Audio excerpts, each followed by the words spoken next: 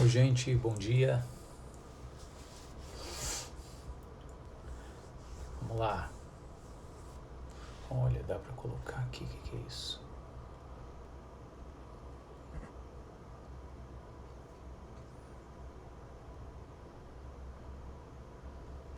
Legal. Olá, gente, tudo bem? Bom dia para vocês, bom dia para o Rodrigo, para a Rebeca, bom dia para a Lorena, bom dia para a Fernanda, para a Claudinha. Sejam todos bem-vindos. Acabei de descobrir aqui agora que dá para colocar um recurso novo aqui. Deixa eu testar enquanto o pessoal está entrando aí. Deixa eu ver, dá pra mandar uma foto aí, ó. Deixa eu mandar uma foto pra vocês. Deixa eu ver. Vou mandar uma foto minha aí, ó. Deixa eu ver. Quer dizer, eu acho que já foi, já tá dando pra ver, né, a foto? Deus. Pronto. E agora, pelo amor de Deus, como é que eu tiro isso aqui? Pronto, tirei. Só testando aí. Tudo bem, deixa eu falar aqui com o pessoal. A Lídia também entrou. Raul, bom dia, querida. Bom dia, Ariana. Bom dia, Sandra, Laudeci. Bom dia, Fernanda, para você também, bom dia. Eu fico apertando aqui. Vamos lá. Raul, estamos bem, graças a Deus. Grande João Castro, bom dia. Iraídes, Claudinha. Pastor Miguel, bom dia, pessoal. Bom dia, Dona Inês. Malice, bom dia, Malice. Bom dia, Dona Lúcia. Beleza, 8h33. Vamos começar então, né? Cássia Lago. Joia, bom dia, Cássia. Seja bem-vinda. Dona Laudecia, Cíntia está bem, graças a Deus. Nós tivemos sintomas leves, né? Na verdade, eu ainda não testei. Estou totalmente assintomático. O Caleb testou negativo. E a Tamin e a Cíntia testaram positivo. Mas já estão aí entrando no 10º dia de sintoma. Acho que no final dessa semana a gente já está livre, se Deus quiser. Em nome de Jesus. Vamos ler aqui, gente. Eu quero hoje, como você deve ter percebido, a gente começou, nós terminamos o livro do Êxodo, né? Estou gostando dessas lives porque a gente está tendo constância, a gente está terminando blocos inteiros de textos aos quais a gente se propõe a ler. Fizemos isso com Gênesis, que eu acho que foi o maior empreendimento que a gente fez até agora. Fizemos com outras cartas menores, porém bastante densas do Novo Testamento. E fizemos no livro do Êxodo também um estudo temático, não ponto a ponto, né, verso por verso, mas um estudo temático do livro como um todo. Então, eu convido vocês agora a começar a ler comigo o Evangelho de Marcos. Eu gosto de ficar nesse vai e vem, Antigo e Novo Testamento, Antigo e Novo Testamento. Um não pode ser bem compreendido sem o outro. Importantíssimo isso. Então, o Evangelho de Marcos, já vou começar no capítulo 1. Quero convidar você a ler comigo Marcos 1. Nós vamos ler do verso 1 até o verso 8. Eu consigo fazer aqui de novo. Consegui. Botar aqui, ó, Marcos 1, do 1 ao 8. Pronto, tá publicado e está, deixa eu fixar aqui, fixado, maravilha. Marcos 1, de 1 ao 8, eu vou ler então, depois a gente começa com a oração, vamos lá? Diz assim: princípio do Evangelho de Jesus Cristo, o Filho de Deus, conforme está escrito no profeta Isaías. E aí ele cita o capítulo de Isaías, o profeta Malaquias, ele cita Malaquias 3 e cita também Isaías 40, verso 3, dizendo assim: enviarei à tua frente o meu mensageiro e ele preparará o teu caminho. Voz do que clama no deserto, preparem o caminho para o Senhor, façam veredas retas para ele. E aí Marcos continua: assim surgiu João, batizando no deserto e pregando um batismo de arrependimento para o perdão de pecados. A ele vinha toda a região da Judéia e todo o povo de Jerusalém. confessando os seus pecados, eram batizados por ele no Rio Jordão. João vestia roupas feitas de pelos de camelo, usava um cinto de couro e comia gafanhotos e mel silvestre. E esta era a sua mensagem, abre aspas, depois de mim vem alguém mais poderoso do que eu, tanto que não sou digno nem de curvar-me e desamarrar as correias de suas sandálias. Eu os batizo com água, mas ele os batizará com o Espírito Santo. Amém. Vamos orar? Santo Deus, louvamos o teu nome por mais uma semana de vida. Te agradecemos, Senhor, pela tua palavra aberta diante de nós. E te agradecemos porque a partir dessa palavra, Senhor, nós temos alimento. Nossa vida se sustenta nesse alimento que é a tua revelação. Por isso eu te peço, Deus, que nessa hora o Senhor esteja fortalecendo os cansados, os abatidos, todo aquele sentimento, Deus, de desesperança, de ansiedade, Deus, de inquietação para com o futuro, nesses dias difíceis que o mundo tem vivido. Eu oro para que a tua palavra venha nos trazer esse alimento que revigora, que restaura forças, que recobra, Deus, a esperança. Em nome de Jesus, Senhor, faz assim, nós precisamos, nós te pedimos e clamamos. Amém e amém. Queridos, o Evangelho de Marcos, assim, todos os anos a minha proposta é ler a Bíblia inteira, né? Além dos meus tempos devocionais, dos meus tempos de estudo para preparação de mensagens, etc. Além de tudo isso, eu sempre tenho o hábito de seguir os planos de leitura anual. Estou fazendo um agora muito interessante, um plano cronológico.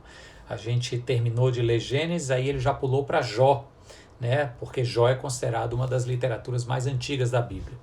E nesses planos de leitura, sempre que chega no Evangelho de Marcos, a gente que vem seguindo um ritmo, né? A gente já leu o Evangelho de Mateus, aí chega para o Evangelho de Marcos. A gente percebe que Marcos é o evangelho mais curto. Segundo a história, Marcos foi o primeiro relato da vida pública de Jesus a ser registrado, tanto é que Mateus e Lucas bebem das fontes que Marcos bebeu. Tem trechos de Mateus que são citações longas, exatamente como Marcos. Então Marcos é considerado pelos estudiosos um texto primário. E o Marcos, ele é direto ao ponto, né? Ele não dá, como a gente diz aqui no Ceará, ele não dá arrudeio, né? Ele não fica enchendo muito. Você percebe que Marcos foi escrito para uma comunidade predominantemente de não-judeus, ou seja, um povo gentio. Possivelmente, tudo indica que Marcos foi um texto escrito para ser lido e divulgado em Roma e a partir do Império Romano nas outras províncias romanas. Por que isso? Porque você vai ver Marcos o tempo todo preocupado em explicar as festas e os feriados judaicos. Ele não apenas cita que era a época da Páscoa, ele diz, era a época da Páscoa e todos os judeus peregrinavam para Jerusalém. Né? Quem é um judeu não precisa desse detalhe, sabe que a Páscoa é tempo de peregrinação para Jerusalém. Marcos está preocupado em sempre dar esses detalhes. Marcos é quem traduz termos aramaicos, né? Então, quando ele diz assim, a filha de Jairo estava lá morta, e ele diz, Talita cumi, e aí ele fala, o que significa, menina, levante-se. Então, ele é um texto escrito para não-judeus. É um texto para mostrar para o mundo grego, ou para o mundo gentio, feito de gregos e de muitos outros não-judeus, mostrar a respeito do Messias. Quem é o Messias? O que é que ele veio fazer? Em que circunstâncias o Messias aparece no mundo como o cumprimento de que promessas? Então você entende agora por que é que Marcos não está preocupado em começar o seu evangelho falando sobre o nascimento, falando sobre a genealogia para dizer que Jesus veio lá da semente de Abraão. Quem faz isso é Mateus. Porque, diferente de Marcos, Mateus escreve seu evangelho para um público predominantemente judeu. Então, Marcos não está preocupado com isso. Marcos começa o seu evangelho falando logo do batismo nas águas do Jordão, dando apenas um preâmbulo do João Batista que preparou o caminho para ele. E já começa aqui, no verso 2, ele já cita Malaquias e Isaías, querendo dizer para esse público pagão o seguinte: olha, existem promessas que esse Jesus vai vir cumprir. E aí ele já cita logo as promessas do profeta Malaquias e do profeta Isaías, que anunciaram que antes do grande profeta, um outro profeta viria preparar o caminho. Então eu vou pular agora para a partir do verso 4 para a gente começar a considerar alguns pontos importantes depois dessa introdução histórica e literária para você se situar comigo no Evangelho de Marcos, ok? No verso 4 diz que assim surgiu João batizando no deserto e pregando um batismo de arrependimento para o perdão dos pecados. Algo que nos intriga. Se João Batista estava dando perdão de pecados, para que Jesus veio? Se João Batista já estava ele mesmo chamando o povo ao arrependimento e o povo estava sendo perdoado para que seus pecados fossem batizados, para que seus pecados fossem perdoados, para que Jesus veio? E aqui é importante esclarecer o seguinte: não, João não estava perdoando pecados. O batismo de João não era uma celebração meio que mágica, muito pagã, inclusive, isso é muito típico do paganismo, que a pessoa mergulhava numa água e levantava da água com pecados perdoados. Não, não é isso que João está fazendo. Às vezes a gente tende a ler com essa percepção, porque a gente tem algumas compreensões muito marcadas pelas religiões mundo afora.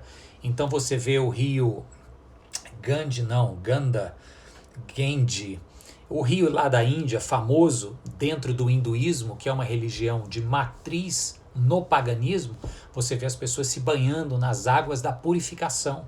Até mesmo a história do general sírio Naamã, que mergulha nas águas desse mesmo rio Jordão e levanta com a sua lepra curada. Aí essas histórias povoam a nossa mente, a gente acha que o que João está fazendo aqui é mergulhando o povo e o povo já se levanta com os pecados perdoados. Não é isso. João está aqui pregando um batismo de arrependimento para o perdão de pecados que vai vir com a chegada do Messias. Muito importante entender essa cronologia aqui. É como se João estivesse aqui fazendo o seguinte: pessoal, vamos participar desse ritual aqui comigo de batismo, que não é um batismo para você ser membro da comunidade dos essênios, a qual João participava, não é um batismo para você virar membro de igreja, não é um batismo de conversão para você a partir de agora deixar de ser judeu e virar outra coisa, não. É um batismo para preparar o seu coração. A palavra baptismos no grego significa literalmente imersão. Então quando ele diz um batismo de arrependimento, é o seguinte: olha, vocês estão vivendo uma vida muito longe de Deus. Vamos mergulhar agora num contexto que nos leve a ter atenção para o nosso próprio pecado, para a nossa própria rebeldia e distância do Criador. Um batismo que nos incite ao arrependimento. E isso vai ser importante para o perdão de pecados, que vai vir quando este, a quem eu estou anunciando, chegar. Entendeu? É isso que o texto está falando. E aqui vale um dado histórico, porque o período que João encerra, quando João aparece em cena, ele está encerrando um período de muita aridez profética na terra de Israel.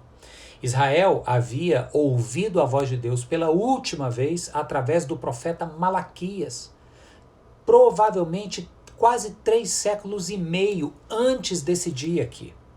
Então, quando João vem e fala, quando João chega e começa a anunciar que o grande profeta está para chegar e que ele está ali como um mensageiro, que era uma figura muito comum na época, que ia adiante dos reis, preparando o caminho para que os reis fossem fazer suas visitas nobres. Então João diz: eu estou aqui como esse mensageiro que chega antes do principal. Ele já está chegando, mas eu vim na frente para preparar o coração de vocês. O povo estava há mais de 300 anos sem ouvir a voz de Deus, sem perceber uma direção. Esse é um período que os estudiosos chamam de período intertestamentário, entre o Antigo Testamento e o Novo Testamento, uma lacuna de silêncio. e uma lacuna onde muitas revoltas aconteceram, o clima político, militar da Palestina estava efervescente, e nesse contexto João Batista vem e diz, olha, vocês que estão secos de Deus em seus corações, vocês que estão querendo fazer agora a justiça com as próprias mãos, vocês querendo agir a despeito de Deus, é hora de voltarem. Saiam do tumulto da cidade, venham aqui para as águas do Jordão, mergulha, toma um banho aqui nesta imersão de autoconsciência.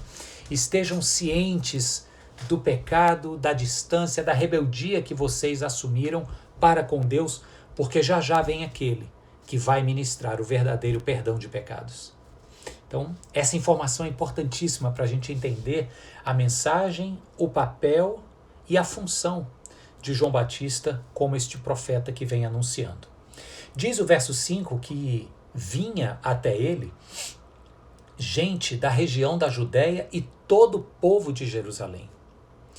Acredita-se que esse lugar, especificamente do Rio Jordão, onde aconteceram esses batismos e que depois o próprio Jesus vem e é batizado, acredita-se ter sido na margem jordaniana do rio, onde hoje é a Jordânia, não foi na margem israelense, do outro lado, mais ou menos na altura de onde você traçaria uma linha reta ali, onde seria Jericó. Então, um pouquinho abaixo, no mapa, tem Jerusalém. As pessoas, o texto aqui diz, as pessoas viajavam de Jerusalém, saíam da grande Jerusalém, a cidade da espiritualidade, a cidade para a qual se empreendia uma rota de ascensão espiritual. Jerusalém tinha tem ainda, toda essa mística, né, da cidade de Deus. As pessoas saíam dali para irem a um lugar de aridez e sequidão, o deserto. O que é que fez com que, o texto aqui diz, todo o povo de Jerusalém e as pessoas da região da Judéia, que é o sul da Terra Santa, todo esse povo fosse um pouquinho para o norte até as águas do Jordão onde Jesus estava? E aqui a gente entende que é porque a religiosidade do judaísmo da época e do paganismo também havia se tornado uma religiosidade muito fria, muito destituída do Deus que, por governar todas as coisas e conhecer a fundo o coração humano, traz paz, traz cura, traz vida nova, restaura a esperança. Esta religiosidade, especialmente de Jerusalém, o texto aqui não é à toa que diz que todo o povo de Jerusalém ia às águas do Jordão. A religiosidade em Jerusalém havia se tornado menos de Deus e mais da instituição religiosa. É aquela coisa de quando às vezes a gente chega em um lugar que fala em nome de Deus, a gente ouve o nome de Deus, a gente conhece a respeito de Deus, mas o tempo passa e a gente não experimenta a presença de Deus. E isso não é relativo a alguma igreja. Você pode estar pensando assim, qual é a igreja? Não, não é igreja. Às vezes é você, às vezes é a sua própria religiosidade pessoal que se tornou muito mais institucionalizada, burocrática, do que profunda, tenra, bíblica, racional junto com experiencial, algo de coração. Às vezes a gente sublima, né, as emoções para ficar só aqui. Ou então às vezes a gente também faz a besteira de sublimar a razão para ficar só aqui e aí não aprofunda.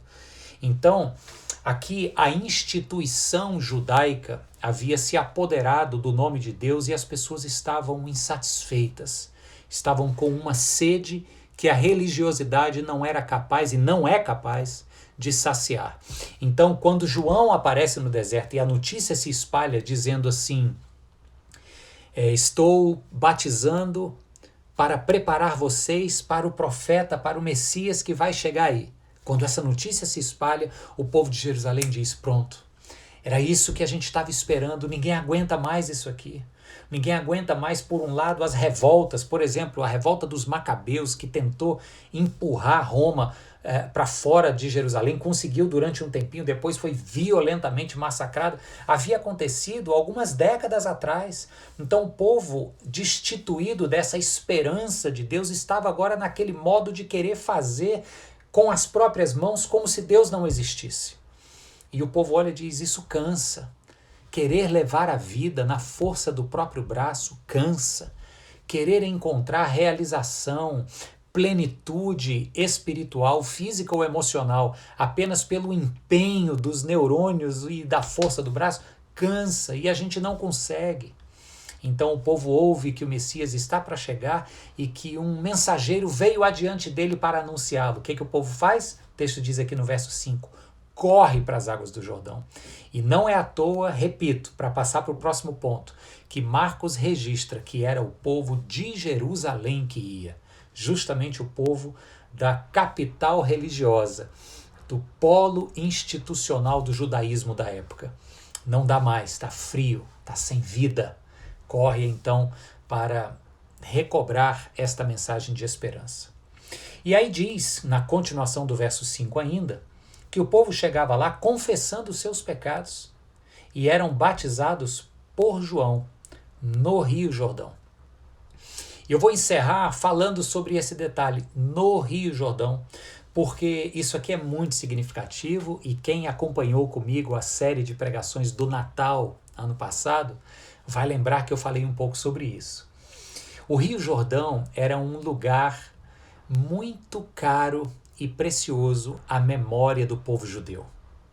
Era um lugar que tinha todo um imaginário para o povo judeu bastante memorável. Vou te lembrar apenas algumas coisas. O Rio Jordão foi aquele lugar onde Josué atravessa com o povo de Israel, que havia saído do Egito, peregrinado 40 anos pelo deserto, sob a liderança de Moisés. A gente leu o livro do Êxodo todinho, né, meses atrás. E então, sob o comando de Josué agora, o povo atravessa o Rio Jordão para quê? Para entrar na terra prometida. E ao atravessar o rio, Deus abre as águas do rio. E onde os representantes das 12 tribos colocam os seus pés, cada cabeça dessas 12 tribos, ao passar por esse Rio Jordão, pisava os pés, os sacerdotes iam lá, pegavam a pedra que havia sido pisada e com essa pedra construíram um memorial. E foi a visão desse memorial que os lembrava da grandeza do Deus que lhes havia aberto as águas de novo, que lhes deu forças para enfrentarem as intransponíveis muralhas de Jericó. Está lá no início do livro de Josué. O livro de Josué é esse livro que marca uma nova fase na vida do povo de Israel, que haviam saído do Egito e agora estavam entrando na terra prometida depois da peregrinação, que é o livro do Êxodo. Agora olha que detalhe interessante. O livro do Êxodo começa praticamente com a saída do povo de Israel e Deus fazendo um grande milagre, abrindo as águas do Mar Vermelho para o povo passar e entrar no deserto para começar sua peregrinação, rumo à terra prometida. 40 anos se passa, o povo chega agora diante de novas águas, não mais do Mar Vermelho, mas agora do Rio Jordão. O que Deus faz? Abre de novo essas águas, para a partir dali chegarem não a outro deserto, mas à terra prometida. Então, analisa só o que está acontecendo aqui, e isso é muito simbólico e muito emblemático para o povo judeu, tá? Presta atenção. Deus, naquele rio, o Jordão, estava começando uma nova fase na história do povo. Se lá atrás, no Mar Vermelho, as águas se abriram para começar a fase do Êxodo, agora nas águas do Rio Jordão, elas se abrem para começar a fase da promessa. A promessa da terra prometida chegou. Então, é como se nas águas do Jordão o povo de Israel entendesse que a história deles, enquanto nação que tem uma terra para morar e cultivar, para chamar de sua, ali nas águas do Jordão, Deus abre para eles passarem, conquistarem esse novo momento. Ali é o início da promessa cumprida de Deus na história do povo. Então, é justamente aqui no Rio Jordão que o João Batista chama o povo para vir se batizar. Veja só que interessante, João podia ter levado as pessoas para serem batizadas e preparadas para o arrependimento em quaisquer das muitas piscinas batismais que tinha na terra de Israel naquela época, em poços no deserto, em outros lugares, talvez às margens do mar Mediterrâneo, se andasse um pouquinho na direção do ocidente. Mas não, escolheu o Rio Jordão, porque o Rio Jordão, repito, é esse lugar simbólico onde a vida do povo de Israel começa. E o que é que vai acontecer aqui? E talvez eu leia sobre isso na semana que vem, na continuação do nosso estudo aqui em Marcos. O que é que vai acontecer aqui? Aqui Jesus Cristo será batizado. Esse é o tema do nosso próximo encontro, provavelmente. Jesus vai ser batizado e vai inaugurar agora essa nova vida do povo de Deus. Lembra que o povo de Israel passou pelas águas do Mar Vermelho e agora nas águas do Jordão inauguraram a nova vida da terra prometida? Nesse mesmo lugar agora, João Batista está batizando o povo para dizer, olha, vai ser aqui que o profeta vai chegar e a partir daqui a promessa de Deus definitiva será cumprida na vida de todos. Então por isso foi o Rio Jordão. Lindo isso, né, gente? Uma nova vida está começando, uma nova vida lhes está sendo viabilizada. E esse lugar, chamado Rio Jordão, é um lugar simbólico para isso. O povo tinha na memória o que significava aquele lugar e é a partir dali que João Batista faz essa promessa.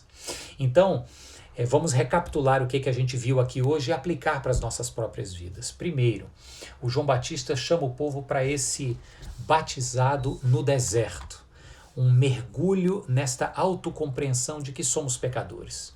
Às vezes a gente vive a nossa jornada numa superficialidade de muitos afazeres, de agendas cheias, de home office, como eu estou aqui. A gente se enche de tarefas, se enche de ruídos e não tem tempo ou não tem profundidade para ouvir de fato os sons da nossa alma, para olhar de frente para aquilo que tem nos atrasado a caminhada e nos distanciado de Deus. João Batista diz, parou, chamo vocês agora para um batismo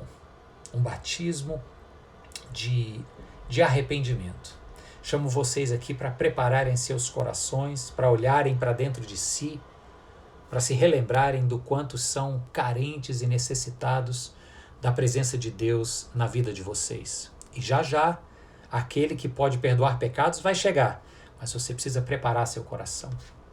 Imagine só, parênteses, se Jesus simplesmente chega e as pessoas não estão sendo preparadas, muitas iriam passar batido. Claro que a gente sabe que pela soberania de Deus, né, ele iria alcançar o coração do homem independente do João Batista. Mas é muito importante e cheio de simbolismo essa mensagem antecipada do João Batista. Ele figura aqui como aqueles emissários do rei que iam adiante do rei 2, 3, 5 dias antes do rei chegar no canto para dizer, ó, o rei está chegando aqui. Tem aquele ditado famoso em inglês que diz lá na Inglaterra que onde a rainha chega, ela sente cheiro de tinta fresca. Eu não sei se... Oi, acho que travou aqui, mas voltou, não foi? O que eu estava dizendo então, a rainha chega e sente cheiro de tinta fresca porque onde ela chega, já foram pessoas antes dela dizer, ó, a rainha está vindo aí.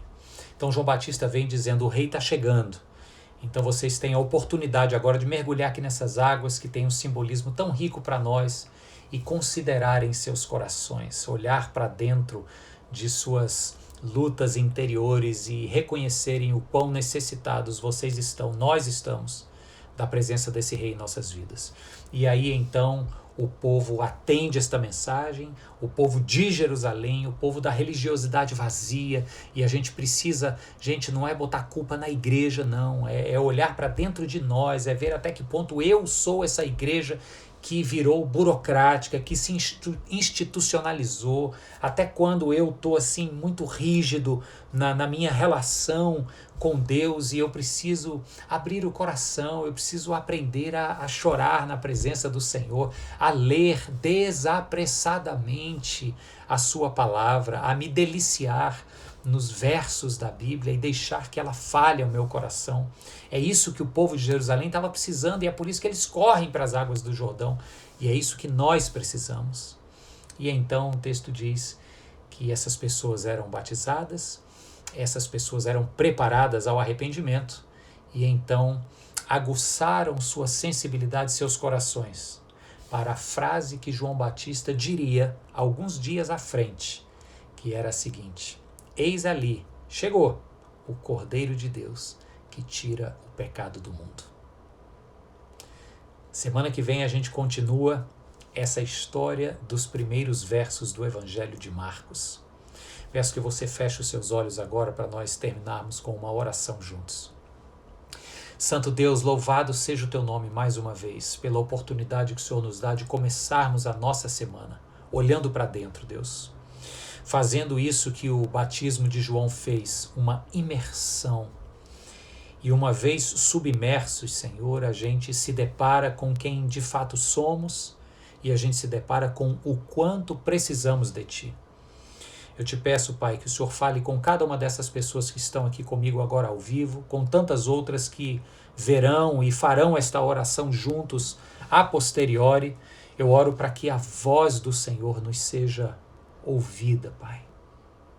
Tem misericórdia de nós, Senhor, que somos tão apressados, muitas vezes tão superficiais e institucionais na nossa relação contigo. Tem misericórdia, Senhor, de nós e nos leva por caminhos de profundidade, de experiência, de quebrantamento, de verdadeiro arrependimento e de real conversão e vida nova. É o que eu te peço, Pai, em nome de Jesus. E juntos dizemos amém e amém. Maravilha, pessoal. Estamos de volta. Dei um break na semana passada. Estava baqueado aqui com todo mundo, mas graças a Deus, para quem foi chegando, estamos melhorando. Sintomas muito leves.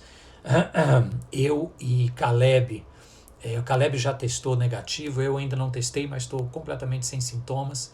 Também Cíntia, que estão com sintomas leves, testaram positivo, mas estão bem medicadas e já, em nome de Jesus, prontas para voltar à rotina normal.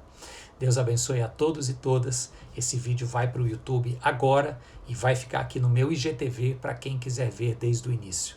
Um forte abraço e até segunda-feira que vem, em nome de Jesus. Tchau, tchau.